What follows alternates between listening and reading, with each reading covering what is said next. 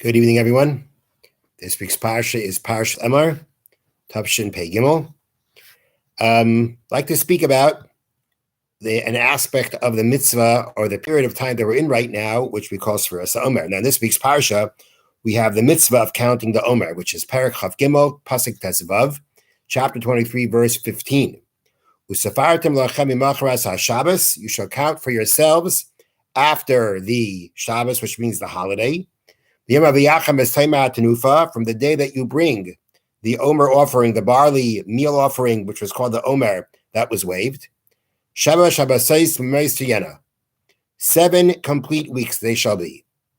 Here the Torah tells us that starting from the second day of Pesach, we have to count 7 full weeks, 49 days. This is the mitzvah of what we call Sfiras Omer, counting of the Omer, or actually counting from the Omer. We count 49 days. Day 50 is Shavuos, the holiday of Shavuos. Now, during this period of Sfira, we also observe Avelos, a period of mourning. The Shulchan Aruch brings down, we don't have weddings during this period of time. We don't listen to music. It's a time that we observe Avelos, mourning. And this Avelos, this observance of mourning, is for 33 days during this period. This period between Pesach and Shavuos, there's a 33-day period of mourning. Different customs, how exactly those 33 days are counted, or which 33 days are observed. You start the 33 days from the second day of Pesach, even though you're not going to be observing any kind of mourning observances over Chol Hamoed or Yontif, but you still start counting from then, or you count the 33 days from Rosh Chodesh Iyar. Either way, there is this well-established practice. It is not found in the Talmud, but it is a well-established practice that is cited in the Shulchan Aruch, that we observe that there's a certain observance of Avelos, of mourning, during this period of time. So why do we do that? What happened now that we would be observing Avelos? So it's based on what the Talmud in Tractate Yevamos, in the Gemara in Yevamos, Samach Beis and Beis 62b, tells us the following. Amr, the sages said, Shnei Masar Elav Zugim Talmidim Hayolor Rabbi Akiva. The great, famous sage Rabbi Akiva had 12,000 pairs of students. Interesting that the Talmud calls them 12,000 pairs instead of 24,000 students. And he had them, Igabas ad Antifras, from one end of Israel to the other, V'kulan Meisu Perek Echad, and they all died during one period of time. Mipnei Shleinagu Kavod Zeh Lazeh, because they did not act respectfully with one another. That was the problem. Why did they die? Why were they punished with death? Because they did not act with respect to one another. And the Gemara continues, the world was desolate. 24,000 students of Rabbi Akiva, all great Torah scholars, all who were meant to continue the teaching of the Torah. Rabbi Akiva was one of the links in the chain of Masar, the transmission of the Torah Shabbat Peh, of the oral law. His 24,000 students were going to continue that, and they were all gone. Until Rabbi Akiva came to our rabbis, meaning to 5 students that he had in the south of Israel. And he taught them Torah. Who were they? Rabbi Meir, Rabbi Yehuda, Rabbi Yosi, Rabbi Shimon, and Rabbi Lazar ben Shamua, Rabbi Lazar the son of Shamua. And they were the ones who established the Torah, or reestablished the Torah at that time. Meaning, what we have of Torah now comes because of those 5 students. At the same time, imagine if we would have had all 24,000 students. How much Torah would have been passed on to future generations.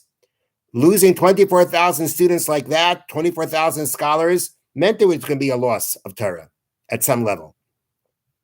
But the 5 students Rabbi Akiva took afterwards, they passed on, they continued the transmission of the Torah, and this is why we have Torah today. But we observe Avelos, we observe the mourning, because we understand the loss of those students had some kind of an effect on, let's call it at least, quality of Torah, or the depth of Torah that we could have had if all those students would have survived. And then the Talmud tells us, Tana, we're taught, Kula Meisimi Pesach va'aratzeres. They all died between Pesach and Shavuos. During this period of the year, this is when they died. Therefore, based on this, there was a practice accepted by the Jewish people as a whole. This is something observed by Ashkenazim, Sephardim, Jews all over. Observe this Avelos this morning over the death of the 24,000 students from Rabbi Akiva. And as I said, if we mourn their death, it means it had an effect on us. And if we're mourning it because it had an effect on us, it's going to mean that there's something that we have to take out of that episode that we have to contemplate and work on during this period of time when we observe the Avelos, the mourning for their death.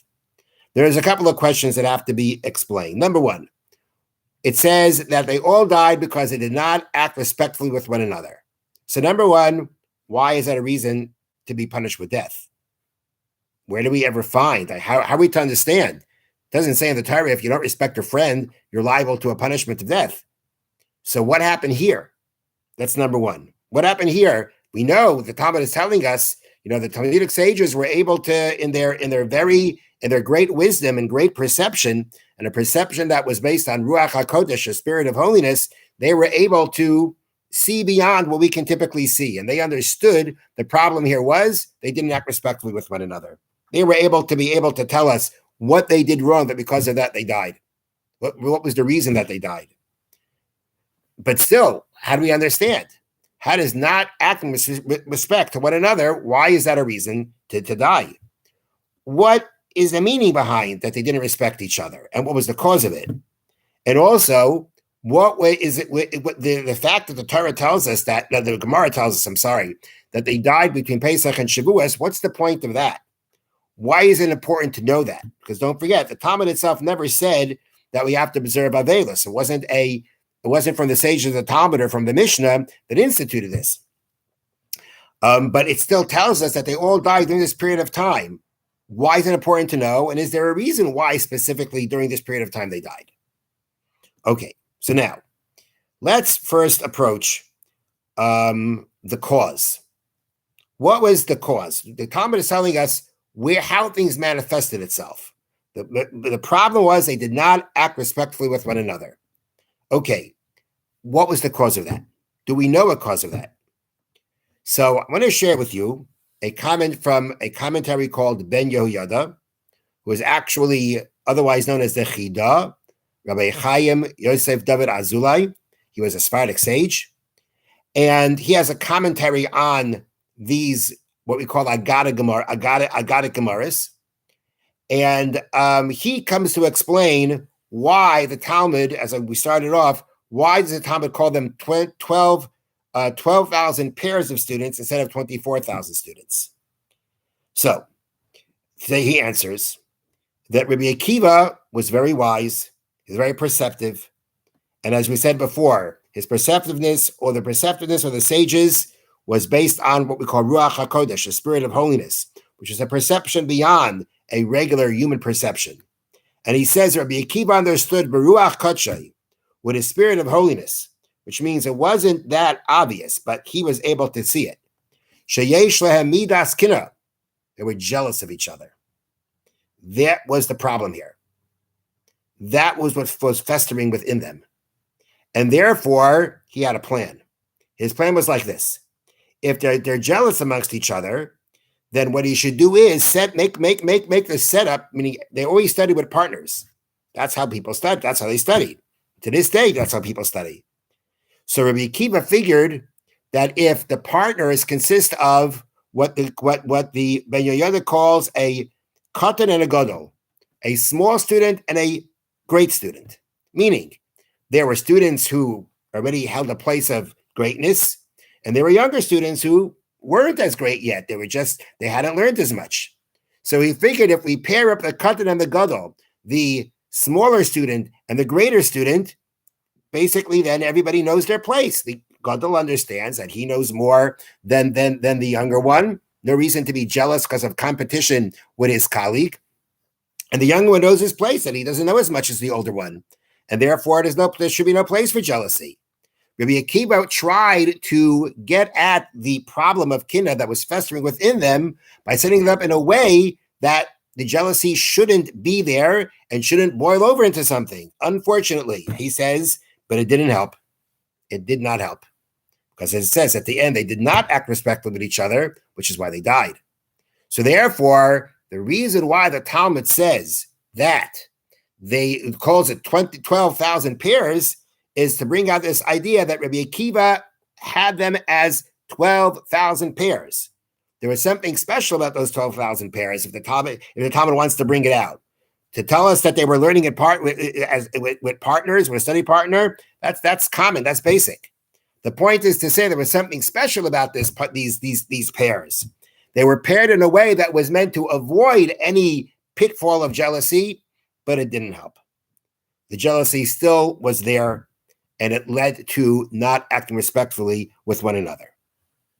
So according to the Ben Yehoyada, he understands that the cause of not, how do we understand these great sages? What would be a cause of not to act respectfully with each other? And the answer is jealousy. Jealousy, unfortunately, lingers in the hearts of everyone in some degree, in some level. And because of that jealousy, which interestingly, the Ben Yehoyada points out, Rabbi Akiva realized Baruch Kodshay with his spirit of holiness. It wasn't that obvious. And if it wasn't that obvious, it's possible we can even say, and as we'll see further later on, that when the Talmud says they didn't act respectfully with each other, that it wasn't so much like in screaming, insulting, and being mean. It means that they weren't acting respectfully with each other as Torah scholars should. And that's what it means. It's not at a level of blatant insulting, blatant hatred, but a lack of acting respectfully at a level that they should. But the point is, what we're trying to address right now is how the Ben Yehoyada explains that the source of not acting respectfully with each other was the fact they were jealous of each other. And the Kaf HaChaim, which is a book on Jewish law, says the same thing, but actually kind of spreads it more.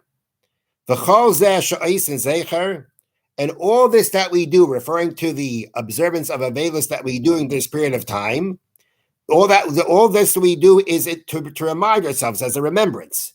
The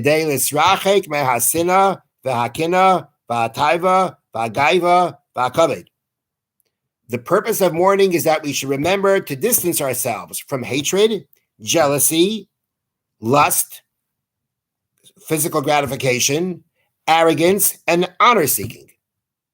And to acquire the trait of love, va'anova, and humility, va'shalom, and peace.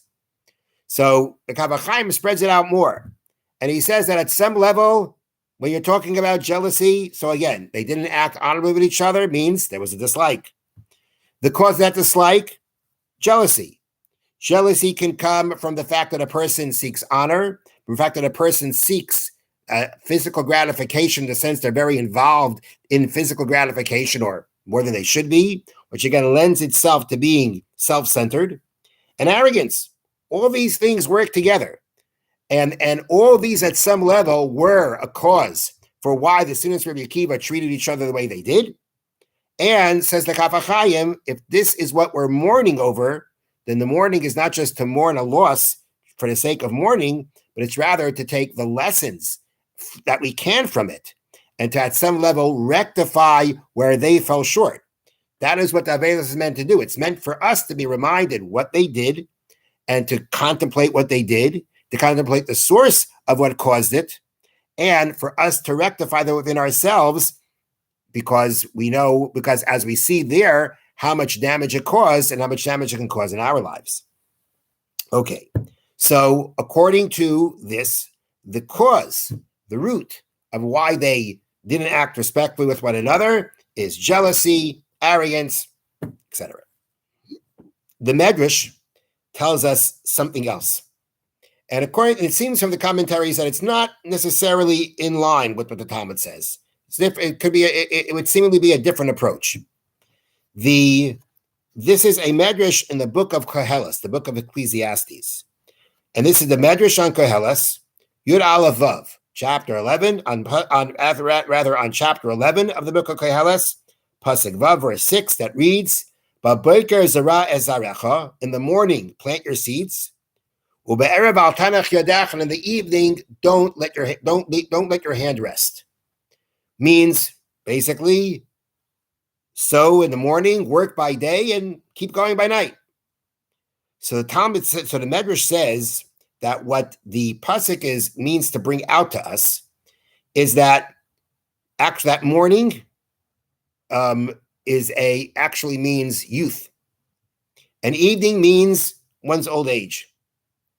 And the book of Koheles was teaching us that which you did when you were younger, continue doing when you're older, because you don't know which one will succeed, which will be more successful. And if both are very successful, that's great. But just because you've done something in your youth, don't say, "Well, look, I've already, my youth, I did this. I can stop. I can take it easy." The answer is no. You continue what you can even in your older age, because one never knows where the real success will come from. So some of the sages in the Medrash says it means about building family. When you're older, you had children. When you're younger, you had children. When one is older, you should also have children. And then you have the explanation given by this is Rabbi Shmuel, Rabbi Akiva. This is the comments of Rabbi Shmuel, Rabbi Akiva. Rabbi Shmuel says, "Im lamadata Torah b'narusecha, lamad b'ziknusecha." If you study Torah in your youth, study Torah in your old age. Shenato yedea eiza Torah miskayemes. You don't know which Torah is going to last. Imishal naruscha, imishal ziknuscha. Whether the Torah of your youth, the Torah of your older age, mishleim ke'echatayim, both are the same. That's great. So the wording seems to be, if you study Torah in your youth, study in your older age, because you don't know which one will bear more fruit. But from the next comment, Rabbi Akiva, we're talking about teaching Torah. That if you taught Torah when you were young, you had students when you were young, continue teaching students when you're older. Because you never know where the success will come from. Where will there be greater success? In which students will there be greater, which students will be more successful in the Torah you teach them, and then pass it on. And Rabbi Akiva says the following. Rabbi Akiva says, Shneim asar alafim talmidim hayuli, migeres vadan tifras. I had 12,000 students from Geves until Antifras.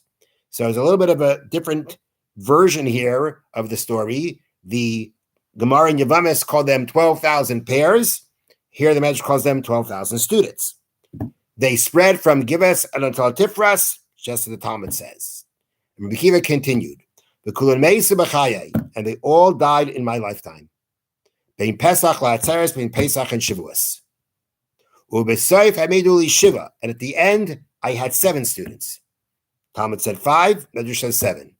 These are they: Rabbi Yehuda, Rabbi Nechemia, Rabbi Meir, Rabbi Yosi, Rabbi Shimon ben Yochai, Rabbi Lezer ben Oish, Rabbi Yossi Aglili, Rabbi Yechonah Sandler. He had 7 students. Now, Omar Lahem, Rabbi Akiva said to those students,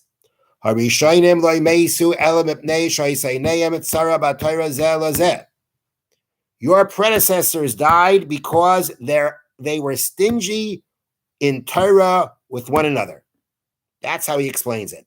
Einayim tzara means they were stingy with Torah one to the other.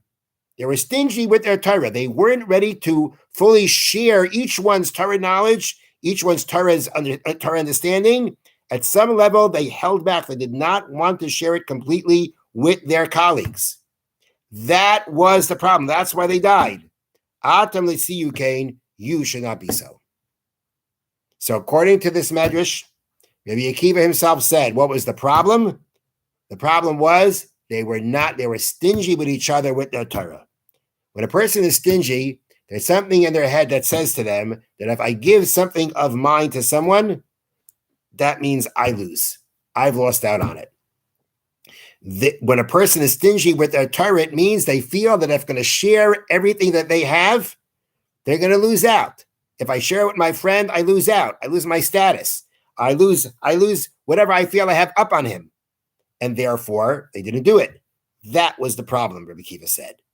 Not necessarily the same idea of not acting respectfully, but rather not sharing the Torah that they had with one another the way they should have.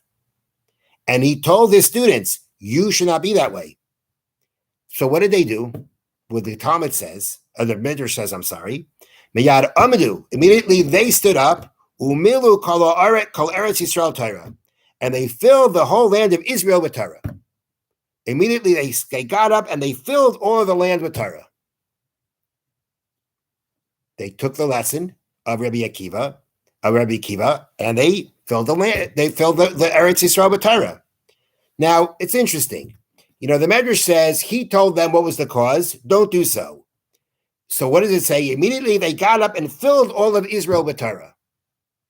Is that a continuation from this? After the Medrash says, Rabbi Akiva said, they were stingy, you don't be stingy. Immediately they got up and filled all of Israel with Torah. Is that a connection to what they were told? Or is it just saying that after he warned them not to be that way, they got up and they filled the land of Israel with Torah? Meaning they made up for their colleagues. I understood at one point, thinking about it now, maybe it just means they got up and they filled the land of Israel with Torah to say that they made up for what their colleagues were not, what was missing from their colleagues. But I don't know. I thought at one point it's possible that there is a connection. It says that Rabbi Akiva said to them, they died, your predecessors died because they were stingy with Torah with one another. You don't be that way. And immediately, what did they do? They filled the land of Israel with Torah. Now, it would seem that what should have been said is that Rabbi Akiva said to them, don't be stingy with each other. And they weren't. They weren't. It says more than that. It says immediately, after being told that, they got up and filled the land of Israel with Torah, which could possibly mean that part of the problem with the fact that the 12,000, according to the Medrash, students of Rabbi Akiva that were stingy with each other means that if they were stingy with each other, which could have come from competition, that kind of problem, it wasn't just going to be a problem. If they were stingy with each other, the problem wasn't just going to stop between each other. It would even affect how they taught Torah to others. The land of Israel couldn't become filled with Torah from those 24,000 students, because if they were stingy with their Torah, they wouldn't share it with anybody the way they should. The students who took the lesson, Rabbi Akiva, once they took the lesson, it wasn't just they weren't stingy with each other. They filled the land of Israel with Torah. They were ready to share everything that they had and fill the land with Torah. So according to this Medrash, the issue with the students was the fact that they were stingy with each other. And stingy with what? Not with their money, not with their possessions, but with their Torah. With their Torah. And so either way, we have these, the Medrash and the Gemara are definitely related. The Medrash, the Gemara says that they didn't act respectful with each other. Caused by what? Kinna, jealousy. When you're stingy with each other, that's also from jealousy. The source is the same. What manifested we have different versions of what manifested between them. But again, the source can be the same. When we're jealous of each other, it causes animosity, causes hatred. When we're jealous of each other, we're not going to share with what we have. And as the Ramban, Nachmanides, tells us regarding the mitzvah of Ahavta l'reacha kamocha, love your friend as yourself. Nachmanides says, there is no mitzvah to love someone like you love yourself. You will always love yourself more. But it means that what you have, you should want others to have just as much. You have no problem whatsoever if your friend has as much as you do, and maybe even more. There are people, says the Ramban, that they'll bestow goodness upon their friend. You could be as rich as me, but not as wise.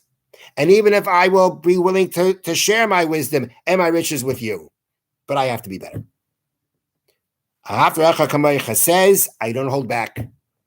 It's not about my emotional connection with myself or with somebody else, which is going to be stronger. That's not the point. The point is that it shouldn't bother you whatsoever. You should be happy. You should have no problem with the fact that someone else has as much as you do. That's the mitzvah of Ahavta l'reacha kamocha, and that is, of course, the opposite of being stingy. I'm going to conclude with answering the question that we said before, what we asked at the end, that we asked rather, which is, why was this reason for them to die? Why was, as the Gemara says, they didn't act respect with each other? That's when they died. Why is that a reason to die? So there is a work called the Tashbats, and he is also talking about the prohibition of having a wedding during Pesach. And he writes, no mention of it in the Talmud, but it is an accepted practice of the Jewish people. And the reason the reason for that practice is as the Talmud says. Now, and he brings down the Gemara. They died. The Rabbi Akiva died in that period of time because they did not act respectfully with one another. He says the Gemara didn't tell us in what way they did not deal respect with each other. What they didn't act respectfully. What they do? What was the disrespect that manifested itself? So he says that what it means is that in Pirkei Avos, in chapters of our fathers, we have a saying: "Yikaber chavercha chaviv alecha kesholach." The honor of your friend should be as beloved to you as your own.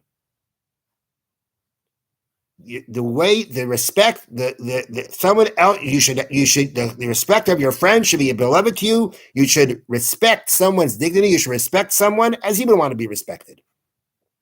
So therefore, he says that when the Talmud says they didn't act respect with each other, it means they didn't act in a way that the respect for their friend was at the same level of respect for themselves that they would want.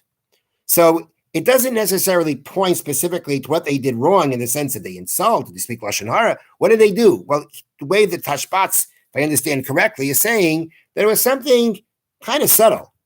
It wasn't so out there, it wasn't so obvious. However, it may have, though, been obvious that they still were not respecting each other as they would want themselves to be respected. That much was obvious. And therefore, says the Tashbats, why did they get punished? The answer is shegarmu laTorah sheteschalel al yadai. Their behavior caused a lowering, a desecration of the honor of the Torah.